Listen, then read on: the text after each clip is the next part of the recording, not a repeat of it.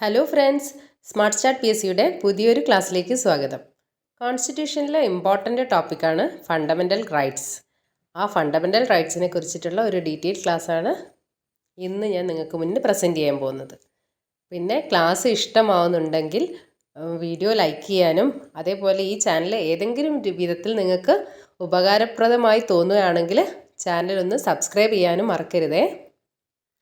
അപ്പോൾ നമുക്ക് ക്ലാസ്സിലേക്ക് പോകാം. ഫണ്ടമെൻ്റൽ റൈറ്റ്സ് എന്ന് പറഞ്ഞാൽ എന്താണ്?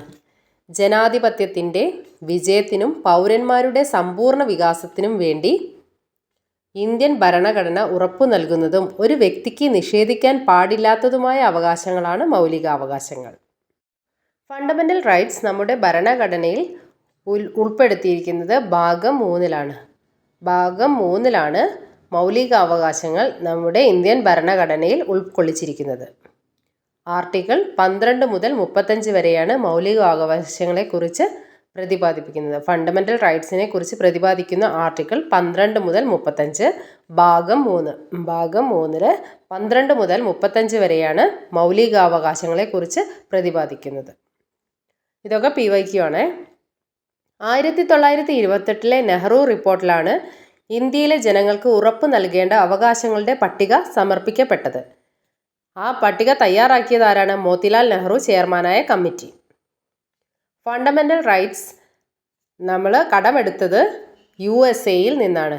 USA-യിൽ നിന്നാണ് മൗലികാവകാശങ്ങൾ ഇന്ത്യൻ ഭരണഘടന കടം കൊണ്ടിരിക്കുന്നത്. മൗലികാവകാശങ്ങളുടെ ശില്പി എന്നറിയപ്പെടുന്നത് സർദാർ വല്ലഭായ് പട്ടേൽ. സർദാർ വല്ലഭായ് പട്ടേലാണ് മൗലികാവകാശങ്ങളുടെ ശില്പി എന്നറിയപ്പെടുന്നത്.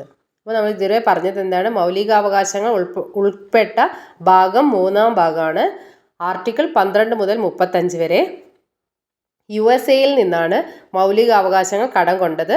മൗലികാവകാശങ്ങളുടെ ശില്പി സർദാർ വല്ലഭായ് പട്ടേലാണ്. ഒരു പൗരന് മൗലികാവകാശം ലംഘിക്കപ്പെട്ടാൽ മൗലികാവകാശങ്ങൾ നടത്തിയെടുക്കാൻ വേണ്ടി ആ പൗരന് കോടതിയെ സമീപിക്കാവുന്നതാണ്. അപ്പം എന്താ പറയുന്നത്? മൗലികാവകാശങ്ങൾ നടപ്പിലാക്കാൻ ഒരു പൗരന് കോടതിയെ സമീപിക്കാനുള്ള അവകാശമുണ്ട്. പാർലമെൻറ്റിന് ഭരണഘടനയുടെ അടിസ്ഥാന ഘടനയെ ബാധിക്കാത്ത തരത്തിൽ മൗലികാവകാശങ്ങളെ ഭേദഗതി ചെയ്യാം. മൗലികാവകാശങ്ങൾ ഭേദഗതി ചെയ്യാം. അത് എങ്ങനെ വേണം? പാർലമെൻറ്റിന് ഭരണഘടനയുടെ അടിസ്ഥാന ഘടനയെ മാറ്റം വരുത്താതെ മൗലികാവകാശങ്ങൾക്ക് ഭേദഗതി ചെയ്യാം. മൗലികാവകാശങ്ങൾ ഭേദഗതി ചെയ്യാനുള്ള അധികാരമുള്ളത് പാർലമെൻറ്റിനാണ്. മൗലികാവകാശങ്ങളുടെ സംരക്ഷകൻ എന്നറിയപ്പെടുന്നത് സുപ്രീം കോടതി.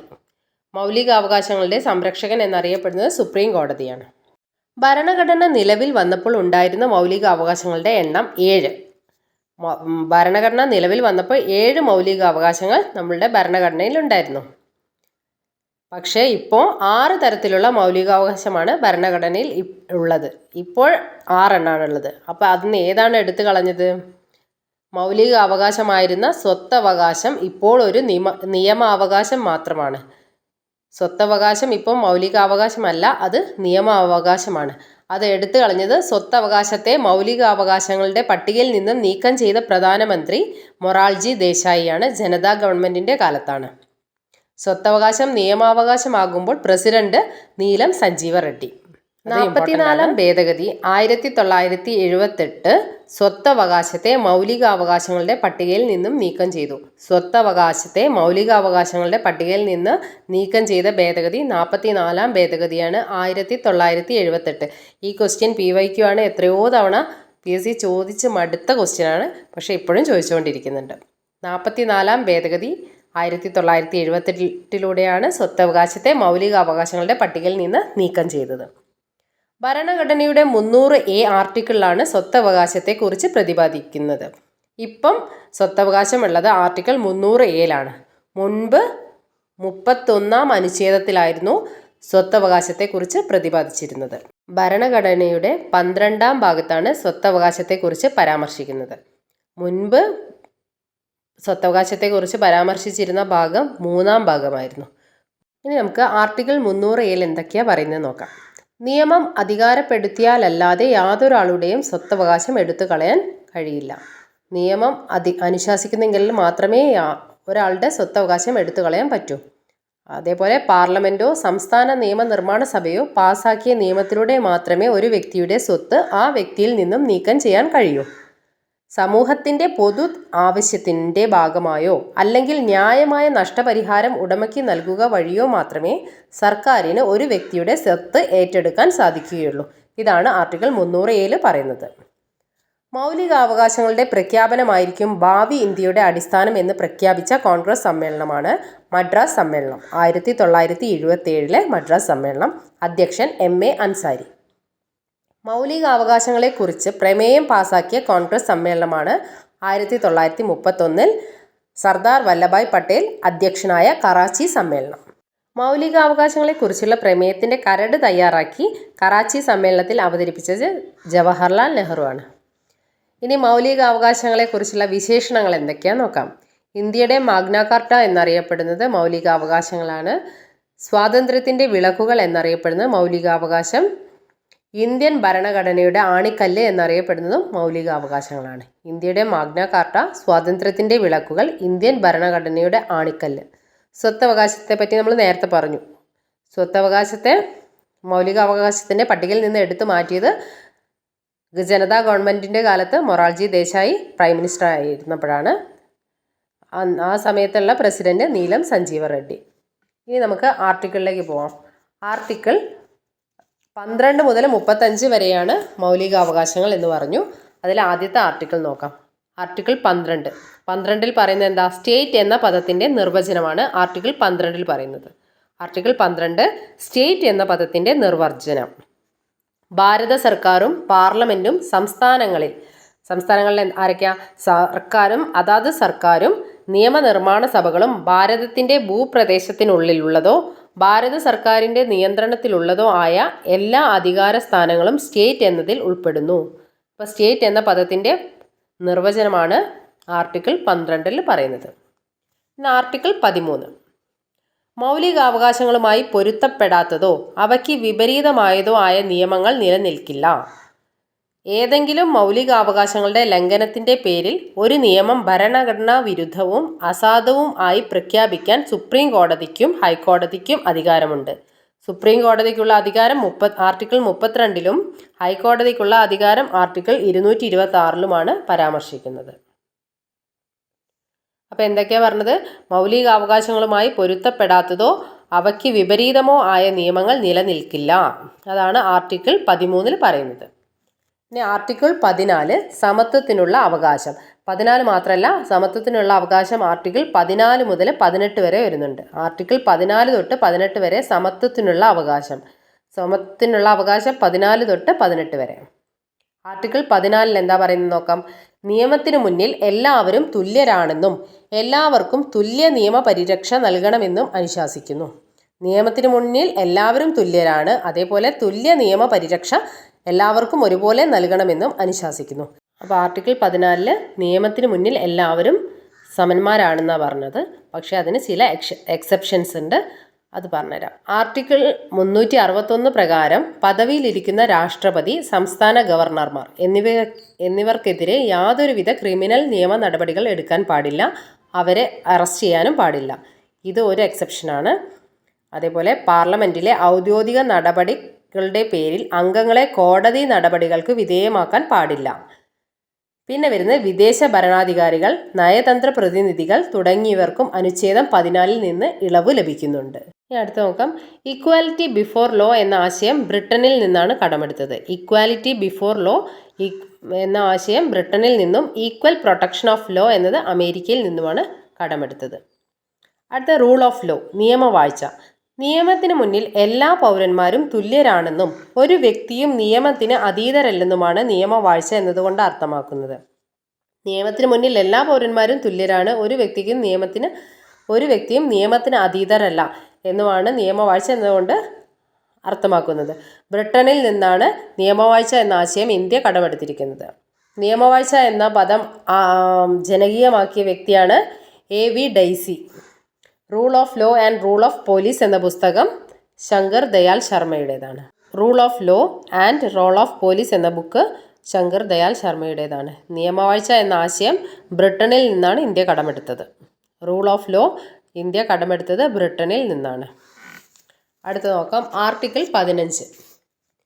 മതം, വർഗം, ജാതി, ലിംഗം, ജന്മസ്ഥലം. മതം, വർഗം, ജാതി, ലിംഗം, ജന്മസ്ഥലം എന്നിവയുടെ അടിസ്ഥാനത്തിൽ ഒരു പൗരനോടും വിവേചനം പാടില്ല എന്ന് അനുശാസിക്കുന്നത് ആർട്ടിക്കിൾ 15 എന്തൊക്കെയാ? മതത്തിൻ്റെ പേരിൽ വർഗം, ജാതി, ലിംഗം, ജന്മസ്ഥലം എന്നിവയുടെ അടിസ്ഥാനത്തിൽ ഒരു പൗരനോടും വിവേചനം പാടില്ല എന്ന് അനുശാസിക്കുന്ന ആർട്ടിക്കിളാണ് ആർട്ടിക്കിൾ 15. പക്ഷേ സ്ത്രീകൾക്കും കുട്ടികൾക്കും പ്രത്യേക പരിഗണന നൽകാവുന്നതാണ്. സ്ത്രീകൾക്കും കുട്ടികൾക്കും പ്രത്യേക പരിഗണന നൽകാവുന്നതാണ്. അനുച്ഛേദം 15 സ്ത്രീകൾക്കും പുരുഷനും തുല്യത ഉറപ്പുവരുത്തുന്ന ഭരണഘടനാ അനുച്ഛേദമാണ്. ആർട്ടിക്കിൾ 15 സ്ത്രീക്കും പുരുഷനും തുല്യത ഉറപ്പുവരുത്തുന്ന ഭരണഘടനാ ആർട്ടിക്കിളാണ്. ഇനി ആർട്ടിക്കിൾ 16 നോക്കാം. ആർട്ടിക്കിൾ 16 പൊതു നിയമനങ്ങളിൽ അവസര സമത്വം ഉറപ്പു നൽകുന്നു. പൊതു നിയമനങ്ങളിൽ അവസര സമത്വം ഉറപ്പു നൽകുന്ന ആർട്ടിക്കിളാണ് ആർട്ടിക്കിൾ 16. മതം, വർഗം, ജാതി, ലിംഗം, പിന്തുടർച്ച, ജന്മസ്ഥലം, വാസസ്ഥലം എന്നിവയുടെ അടിസ്ഥാനത്തിൽ മാത്രം ഒരു പൗരനും പൊതു നിയമനങ്ങളിൽ വിവേചനം പാടില്ല എന്ന് ആർട്ടിക്കിൾ 16 അനുശാസിക്കുന്നു. അവസര സമത്വം ഉറപ്പാക്കുന്നതിനായി ഒരു കമ്മീഷനെ നിയമിക്കണമെന്ന് ശുപാർശ ചെയ്ത കമ്മിറ്റിയാണ് സച്ചാർ കമ്മിറ്റി. അവസര സമത്വം ഉറപ്പാക്കുന്നതിനായി ഒരു കമ്മീഷനെ നിയമിക്കണമെന്ന് ശുപാർശ ചെയ്ത കമ്മിറ്റിയാണ് സച്ചാർ കമ്മിറ്റി. അപ്പോൾ ആർട്ടിക്കിൾ 15ഉം 16ഉം കിട്ടിയല്ലോ. അടുത്ത ആർട്ടിക്കിൾ 17 തൊട്ടുകൂടായ്മ, അയിത്തം എന്നിവ നിരോധിക്കുന്നു. ഏതിലൂടെ? ആർട്ടിക്കിൾ 17 തൊട്ടുകൂടായ്മ, അയിത്തം എന്നിവ നിരോധിക്കുന്നത് ആർട്ടിക്കിൾ 17 മഹാത്മാഗാന്ധി കി ജയ് എന്ന മുദ്രാവാക്യം വിളിച്ചുകൊണ്ട് പാസാക്കിയ ഭരണഘടനയിലെ ഏക വകുപ്പാണ് ആർട്ടിക്കിൾ 17. സിവിൽ അവകാശ സംരക്ഷണ നിയമം അനുസരിച്ചാണ് അയിത്താചരണവുമായി ബന്ധപ്പെട്ട കുറ്റങ്ങൾക്ക് ശിക്ഷ നൽകുന്നത്. അയിത്താചരണവുമായി എന്തെങ്കിലും കുറ്റങ്ങൾ നടന്നിട്ടുണ്ടെങ്കിൽ അതിന് ശിക്ഷ നൽകുന്നത് സിവിൽ അവകാശ സംരക്ഷണ നിയമം 1955 അനുസരിച്ചാണ് ശിക്ഷ ലഭിക്കുന്നത്. 1955 പാർലമെൻറ്റ് പാസാക്കിയ അൺടച്ചബിലിറ്റി ഒഫൻസ് ആക്ടിനെ 1976 ഭേദഗതി ചെയ്ത് protection of civil rights act എന്ന് പുനർനാമകരണം ചെയ്തു. 1955 പാർലമെൻറ്റ് പാസാക്കിയ അൺടച്ചബിലിറ്റി ഒഫൻസ് ആക്ടിനെ 1955 പാസാക്കിയ ആക്ടിനെ 1976 protection of civil rights act എന്ന് പുനർനാമകരണം ചെയ്തു. ഈ നിയമം ലംഘിക്കുന്നവർക്ക് പരമാവധി ശിക്ഷ 2 വർഷമാണ്. പരമാവധി ശിക്ഷ 2 വർഷം. അടുത്ത് നോക്കാം. ആർട്ടിക്കിൾ 18 പദവി നാമങ്ങൾ നിർത്തലാക്കുക. പദവി നാമങ്ങൾ നിർത്തലാക്കുകയാണ് ആർട്ടിക്കിൾ 18 പറയുന്നത്. പദവി നാമങ്ങൾ നിർത്തലാക്കുക. അക്കാഡമിക്, മിലിറ്ററി പദവി ഒഴികെയുള്ള പദവികളൊക്കെ നിർത്തലാക്കുക. വിദേശ രാജ്യങ്ങൾ നൽകുന്ന ഒരു സ്ഥാനപ്പേരുകളും ഇന്ത്യൻ പൗരന്മാർ സ്വീകരിക്കാൻ പാടുള്ളതല്ല. അതും ആർട്ടിക്കിൾ 18 പറയുന്നത്. അടുത്തത് ആർട്ടിക്കിൾ 19 മുതൽ 22 വരെ സ്വാതന്ത്ര്യത്തിനുള്ള അവകാശം. 19 മുതൽ 22 വരെ സ്വാതന്ത്ര്യത്തിനുള്ള അവകാശം. ആർട്ടിക്കിൾ 19(1) 6 മൗലിക സ്വാതന്ത്ര്യങ്ങളെക്കുറിച്ച് പ്രതിപാദിക്കുന്നു. 19(1)(a) അഭിപ്രായ സ്വാതന്ത്ര്യം. 19(1)(b) ആയുധങ്ങളില്ലാതെ സമാധാനപരമായി സമ്മേളിക്കുന്നതിനുള്ള സ്വാതന്ത്ര്യം, സംഘടനകൾ രൂപീകരിക്കുന്നതിനുള്ള സ്വാതന്ത്ര്യം. ഡി സഞ്ചാര സ്വാതന്ത്ര്യം. ഇന്ത്യയിൽ എവിടെയും താമസിക്കുന്നതിനുള്ള സ്വാതന്ത്ര്യം. ജി മാന്യമായ ഏതു തൊഴിലും ചെയ്യുന്നതിനുള്ള സ്വാതന്ത്ര്യം. ഇതൊക്കെയാണ് 6 തരത്തിലുള്ള മൗലിക സ്വാതന്ത്ര്യങ്ങൾ. ഒന്നുകൂടെ പറയാം. 19(1)(a) അഭിപ്രായ സ്വാതന്ത്ര്യം. 19(1)(b) ആയുധങ്ങളില്ലാതെ സമാധാനപരമായി സമ്മേളിക്കുന്നതിനുള്ള സ്വാതന്ത്ര്യം. 19(1)(c) സംഘടനകൾ രൂപീകരിക്കുന്നതിനുള്ള സ്വാതന്ത്ര്യം. 1(d) സഞ്ചാര സ്വാതന്ത്ര്യം. 19(1)(e) ഇന്ത്യയിൽ എവിടെയും താമസിക്കുന്നതിനുള്ള സ്വാതന്ത്ര്യം. 19(1)(g) മാന്യമായ ഏതു തൊഴിലും ചെയ്യുന്നതിനുള്ള സ്വാതന്ത്ര്യം. അഭിപ്രായ സ്വാതന്ത്ര്യത്തിൻ്റെ 19(1)(a) പരിധിയിൽ പെടുന്ന അവകാശങ്ങൾ ഏതൊക്കെയാണെന്ന് നോക്കാം. പത്രസ്വാതന്ത്ര്യം, ടെലിഫോൺ സംഭാഷണം ചോർത്തുന്നതിനെതിരെയുള്ള അവകാശം, സർക്കാർ പ്രവർത്തനങ്ങളെക്കുറിച്ച് അറിയുന്നതിനുള്ള അവകാശം, സ്വന്തം കാഴ്ചപ്പാടുകളും മറ്റുള്ളവരുടെ കാഴ്ചപ്പാടും പ്രചരിപ്പിക്കുന്നതിനുള്ള അവകാശം, വിവരാവകാശം. ഇതൊക്കെ ഇതിൽ പെടുന്നതാണ് കേട്ടോ. പിന്നെ വരുന്ന 19(1)(b)യിൽ വരുന്ന ആർട്ടിക്കിൾ എന്തൊക്കെയാണെന്ന് നോക്കാം. 19(1)(b) പ്രകാരം പൗരന്മാർക്ക് സമാധാനപരമായി സമ്മേളിക്കുന്നതിനുള്ള അവകാശമുണ്ട്. പക്ഷേ അടിയന്തര ഘട്ടങ്ങളിൽ ഒരു മജിസ്ട്രേറ്റിന് CRPC 144 വകുപ്പ് അനുസരിച്ച് അത് താൽക്കാലികമായി റദ്ദാക്കാവുന്നതാണ്. ഇതൊക്കെ ഒന്ന് വായിച്ചു പോയാൽ മതി കേട്ടോ, ഒന്ന് കേട്ടിരുന്നാൽ മാത്രം മതി. ഇപ്പോൾ ഈ 6 മൗലിക സ്വാതന്ത്ര്യങ്ങൾ ഇമ്പോർട്ടൻ്റ് ആണ്. 19-1 എ അഭിപ്രായ സ്വാതന്ത്ര്യം, 19-1 ബി ആയുധങ്ങളില്ലാതെ സമാധാനപരമായി സമ്മേളിക്കുന്നതിനുള്ള സ്വാതന്ത്ര്യം, 19-1 സി സംഘടനകൾ രൂപീകരിക്കുന്നതിനുള്ള സ്വാതന്ത്ര്യം, 19-1 ഡി സഞ്ചാര സ്വാതന്ത്ര്യം, 19-1 ഇ ഇന്ത്യയിൽ എവിടെയും താമസിക്കുന്നതിനുള്ള സ്വാതന്ത്ര്യം, 19-1 ജി മാന്യമായ ഏതു തൊഴിലും ചെയ്യുന്നതിനുള്ള സ്വാതന്ത്ര്യം. ഇത്രയും ഇമ്പോർട്ടൻ്റ് ആണ്. ഇതെന്തായാലും ഒന്ന് പഠിച്ചിരിക്കണം. മൗലിക സ്വാതന്ത്ര്യങ്ങൾ 6 എണ്ണം. ഇനി നോക്കാം ആർട്ടിക്കിൾ 20. 20 എന്താ പറയുന്നത്? കുറ്റവാളികൾക്ക് ലഭിക്കുന്ന സംരക്ഷണം. ഒരു കുറ്റവാളിക്ക് ലഭിക്കുന്ന 3 തരത്തിലുള്ള സംരക്ഷണങ്ങളാണ് അനുച്ഛേദം 20 പറയുന്നത്. 1. മുൻകാല പ്രാബല്യത്തോടെ ക്രിമിനൽ നിയമങ്ങൾ പാസാക്കാൻ പാടില്ല. മുൻകാല പ്രാബല്യത്തോടെ ക്രിമിനൽ നിയമങ്ങൾ പാസാക്കാൻ പാടില്ല. ഒരു വ്യക്തിയെ ഒരു കുറ്റത്തിന് ഒന്നിലധികം തവണ ശിക്ഷിക്കാൻ പാടില്ല. ക്രിമിനൽ കേസുകളിൽ ഒരു വ്യക്തിയെ അയാൾക്കെതിരായി തെളിവ് നൽകുന്നതിന് നിർബന്ധിക്കാൻ പാടില്ല. ഇതാണ് 3 തരത്തിലുള്ള സംരക്ഷണം. മുൻകാല പ്രാബല്യത്തോടെ ക്രിമിനൽ നിയമങ്ങൾ പാസാക്കാൻ പാടില്ല. അതേപോലെ ഒരു വ്യക്തിയെ ഒരു കുറ്റത്തിന് ഒന്നിലധികം തവണ ശിക്ഷിക്കാനും പാടില്ല. ക്രിമിനൽ കേസുകളിൽ ഒരു വ്യക്തിയെ അയാൾക്കെതിരായി തന്നെ തെളിവ് നൽകുന്നതിനും നിർബന്ധിക്കാൻ പാടില്ല. ഇതാണ് ആർട്ടിക്കിൾ 20. ആർട്ടിക്കിൾ 21 പറയുന്നത്, ഇത് ഇമ്പോർട്ടൻ്റ് ആണ്, ജീവിക്കുന്നതിനും വ്യക്തി സ്വാതന്ത്ര്യത്തിനുമുള്ള അവകാശം. അനുച്ഛേദം 21 ജീവിക്കുന്നതിനും വ്യക്തി സ്വാതന്ത്ര്യത്തിനുമുള്ള അവകാശം. മൗലികാവകാശങ്ങളുടെ അടിത്തറ എന്നറിയപ്പെടുന്നത് ആർട്ടിക്കിൾ 21. ഭരണഘടനയുടെ ആർട്ടിക്കിൾ 21 അനുസരിച്ച് പൊതുസ്ഥലങ്ങളിൽ പുകവലി നിരോധിച്ചിരിക്കുന്നു. അതേപോലെ ഒരു പൗരന് സ്വന്തം ഇഷ്ടപ്രകാരം ജീവിത പങ്കാളിയെ തിരഞ്ഞെടുക്കാനുള്ള അവകാശം നൽകുന്ന ആർട്ടിക്കിളും ആർട്ടിക്കിൾ 21 സ്വകാര്യതയ്ക്കുള്ള അവകാശം മൗലികാവകാശത്തിൽ പെടുന്നു. സ്വകാര്യതയ്ക്കുള്ള അവകാശം മൗലികാവകാശത്തിൽ പെടുന്നതാണ്. സ്വകാര്യതയ്ക്കുള്ള അവകാശം ഉൾക്കൊള്ളുന്ന ആർട്ടിക്കിൾ 21 സ്വകാര്യതയ്ക്കുള്ള അവകാശം മൗലികാവകാശമാണെന്ന് 2017 KS പുട്ടുസ്വാമി കേസിലൂടെ സുപ്രീം കോടതി പ്രഖ്യാപിച്ചു. അപ്പോൾ സ്വകാര്യതയ്ക്കുള്ള അവകാശം ആർട്ടിക്കിൾ 21 പറയുന്നത്. സ്വകാര്യതയ്ക്കുള്ള അവകാശം മൗലികാവകാശങ്ങളിൽ പെടുന്നതാണ്. അതിനെതിരെയുള്ള കേസ് 2017 KS പുട്ടുസ്വാമി കേസാണ്. അടുത്തത് ഇതൊന്ന് കേട്ടിരുന്നാൽ മതിയേ. ആർട്ടിക്കിൾ 21 ഭാഗമാണെന്ന് സുപ്രീം കോടതി പ്രസ്താവിച്ച അവകാശങ്ങൾ ഏതൊക്കെയാണ്?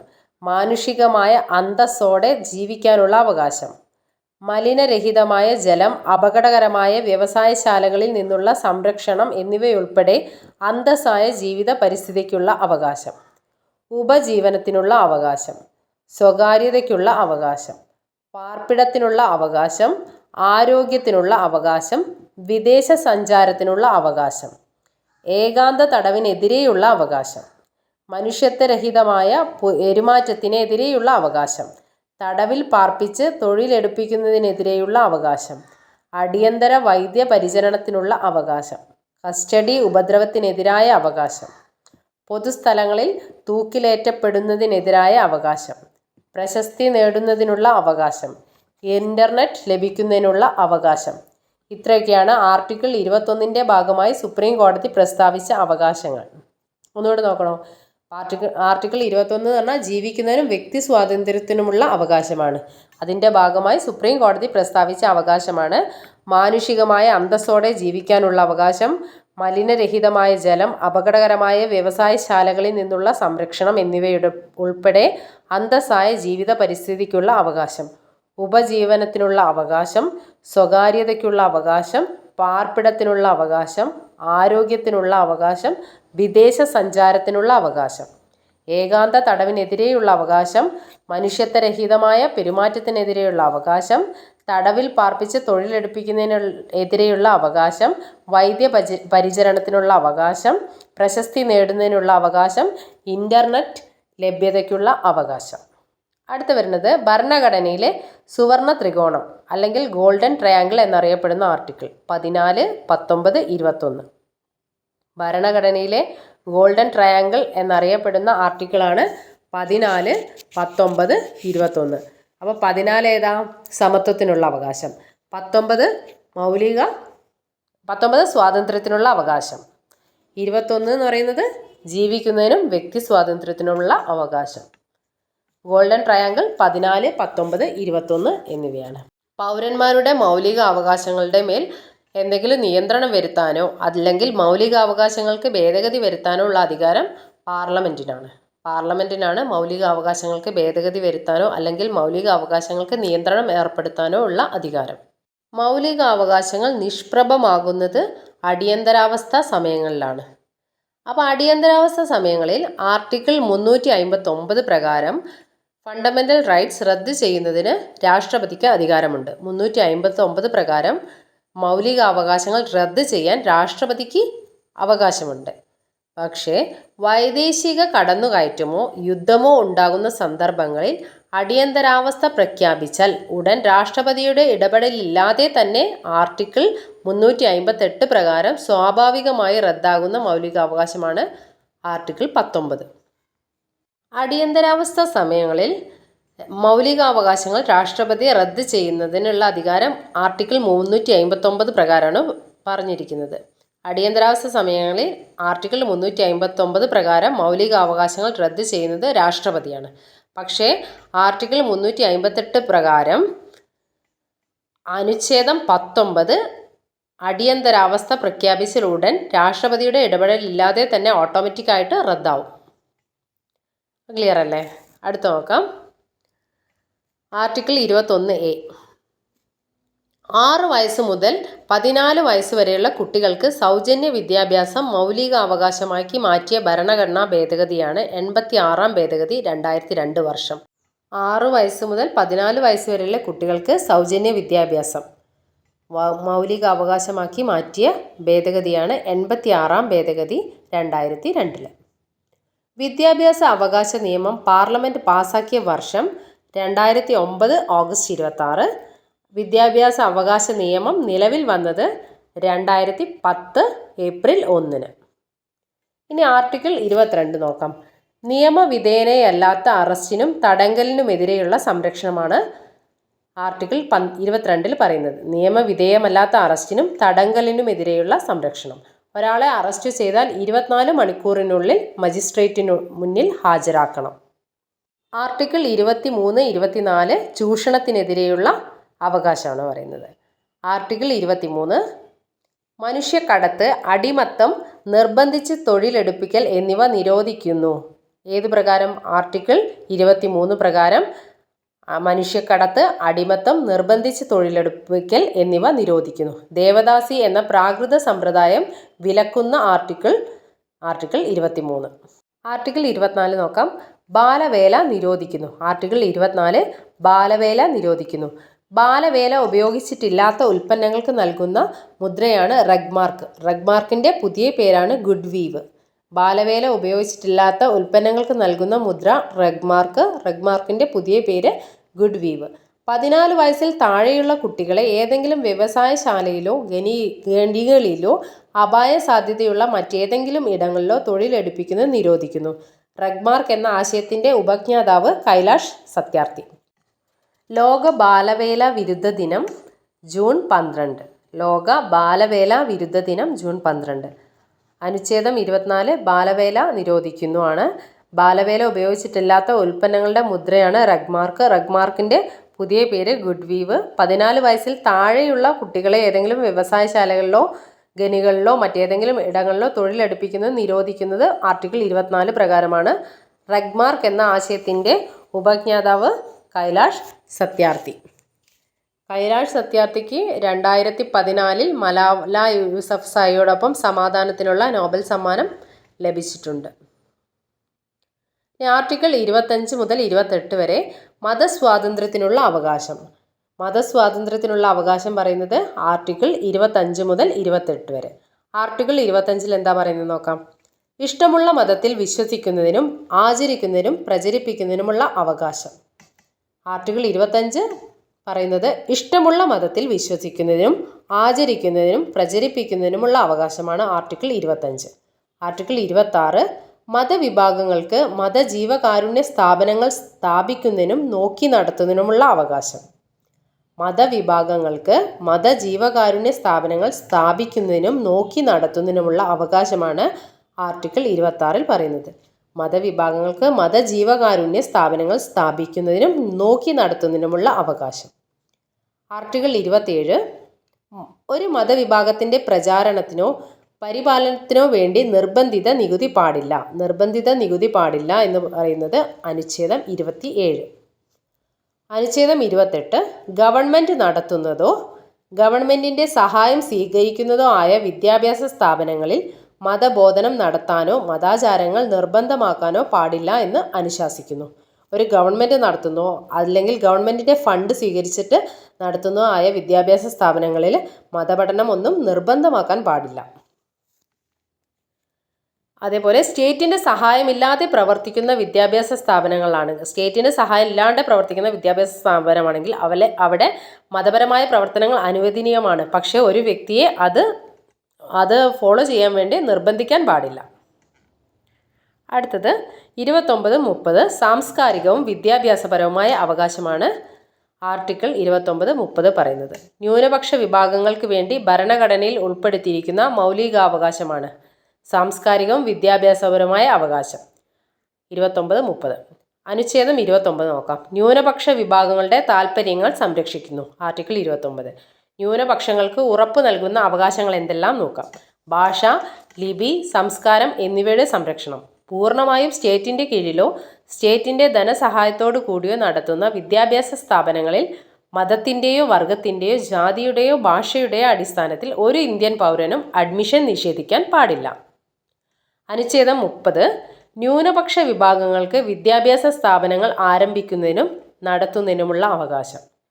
ന്യൂനപക്ഷ വിഭാഗങ്ങൾക്ക് വിദ്യാഭ്യാസ സ്ഥാപനങ്ങൾ ആരംഭിക്കുന്നതിനും നടത്തുന്നതിനുമുള്ള അവകാശമാണ് ആർട്ടിക്കിൾ 30 പറയുന്നത്.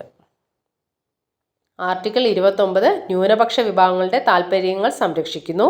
ന്യൂനപക്ഷങ്ങൾക്ക് ഉറപ്പ് നൽകുന്ന അവകാശങ്ങൾ എന്തൊക്കെയാണ് അവകാശങ്ങൾ? ഭാഷ, ലിപി, സംസ്കാരം എന്നിവയുടെ സംരക്ഷണം. അതേപോലെ പൂർണ്ണമായും സ്റ്റേറ്റിൻ്റെ കീഴിലോ സ്റ്റേറ്റിൻ്റെ ധനസഹായത്തോടു കൂടിയോ നടത്തുന്ന വിദ്യാഭ്യാസ സ്ഥാപനങ്ങളിൽ മതത്തിൻ്റെ, വർഗത്തിൻ്റെയോ ജാതിയുടെയോ ഭാഷയുടെയോ അടിസ്ഥാനത്തിൽ ഒരു ഇന്ത്യൻ പൗരനും അഡ്മിഷൻ നിഷേധിക്കാൻ പാടില്ല.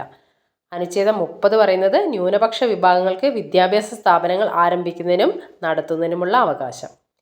ഇനി ഇന്ത്യൻ പൗരന്മാർക്ക് ലഭിക്കുന്ന അവകാശങ്ങളും ഇന്ത്യൻ പൗരന്മാർക്ക് മാത്രം ലഭിക്കുന്ന അവകാശങ്ങളും ഇന്ത്യൻ പൗരന്മാർക്കും വിദേശ പൗരന്മാർക്കും ലഭിക്കുന്ന അവകാശങ്ങളാണ് പറയുന്നത്. ഇന്ത്യൻ പൗരന്മാർക്ക് മാത്രം ലഭിക്കുന്ന അവകാശങ്ങളാണ് അനുച്ഛേദം 15, 16, 19, 29, 30.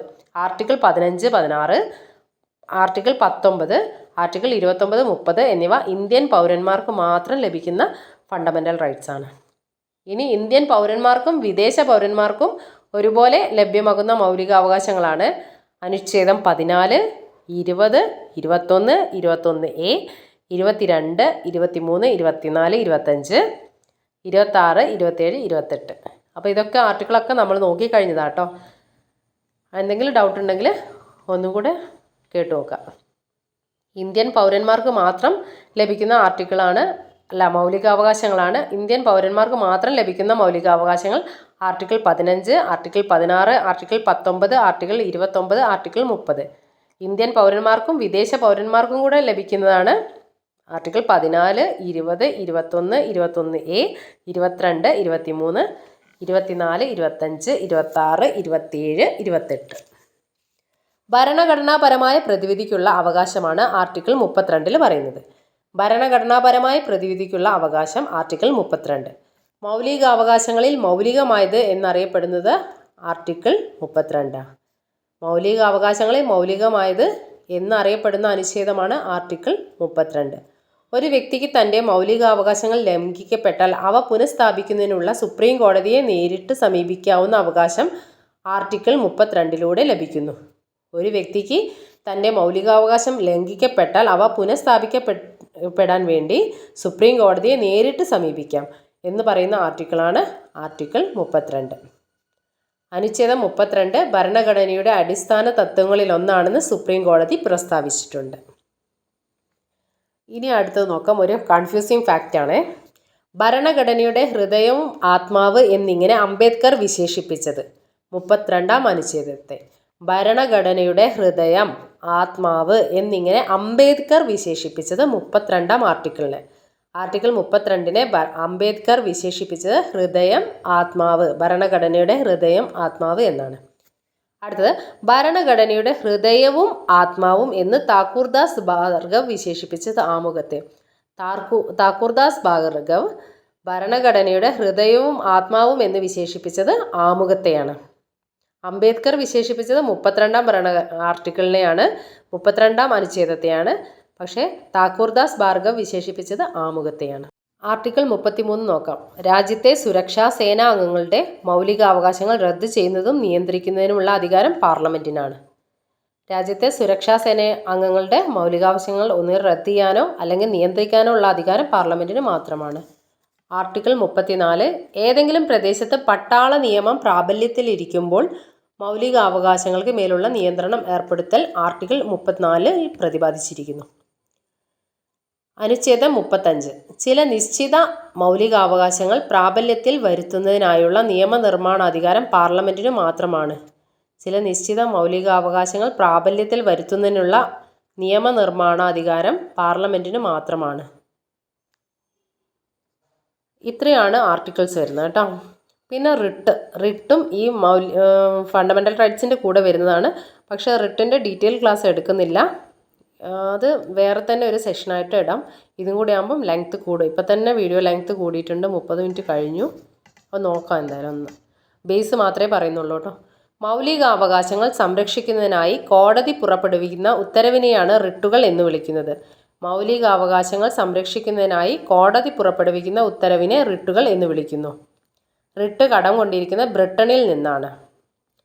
റിട്ട് പുറപ്പെടുവിക്കുന്നതിനുള്ള അവകാശമുള്ളത് സുപ്രീം കോടതിക്കും ഹൈക്കോടതിക്കും. റിട്ട് പുറപ്പെടുവിക്കാൻ അധികാരം സുപ്രീം കോടതിക്കും ഹൈക്കോടതിക്കും ഉണ്ട്. സുപ്രീം കോടതിക്ക് റിട്ട് പുറപ്പെടുവിക്കാനുള്ള അധികാരം 32ാം ആർട്ടിക്കിൾ പ്രകാരവും ഹൈക്കോടതിക്ക് റിട്ട് പുറപ്പെടുവിക്കാനുള്ള അവകാശം ആർട്ടിക്കിൾ 226 അനുച്ഛേദം അനുസരിച്ചാണ്. മൗലികാവകാശങ്ങൾ സ്ഥാപിക്കാൻ വേണ്ടി മാത്രമുള്ള റിട്ട് സുപ്രീം കോടതികളാണ് കൊടുക്കുന്നത്. ബാക്കി ഡീറ്റെയിൽ ആയിട്ട് പിന്നെ എടുക്കാം. 5 തരത്തിലുള്ള റിട്ടുകളാണുള്ളത്. അത് ഏതൊക്കെയാണെന്ന് നോക്കാം. Habeas corpus, mandamus, prohibition, quo warranto, certiorari. Habeas corpus, mandamus, prohibition, quo warranto, certiorari. അപ്പോൾ റിട്ട് ക്ലാസ് കംപ്ലീറ്റ് അല്ല, ഇതിന് ഓരോന്നിനെ പറ്റിയും ഡീറ്റെയിൽ ആയിട്ടുണ്ട്. അപ്പോൾ അത് അടുത്ത ഒരു സെഷനായിട്ട് എടുക്കാം. ഇത് വീഡിയോ ലെങ്ത്ത് കൂടിപ്പോയി, അപ്പോൾ അതും കൂടെ പറയുമ്പോഴേക്കും നല്ലോണം ലെങ്ത്ത് കൂടും. ഏതായാലും അടുത്ത സെഷനായിട്ട് അതെടുക്കാം. അപ്പോൾ ഇന്നത്തെ ക്ലാസ് ഇത്രയേ ഉള്ളൂ. ക്ലാസ് ഇഷ്ടമായാൽ വീഡിയോ ലൈക്ക് ചെയ്യാനും ഷെയർ ചെയ്യാനും മറക്കരുത്. ചാനൽ സബ്സ്ക്രൈബ് ചെയ്യാതെ കാണുന്നവരുണ്ടെങ്കിൽ ഒന്ന് സബ്സ്ക്രൈബ് ചെയ്ത് സപ്പോർട്ട് ചെയ്യണേ. അപ്പോൾ നമുക്ക് അടുത്ത വീഡിയോയുമായി കാണാം. Thank you for watching.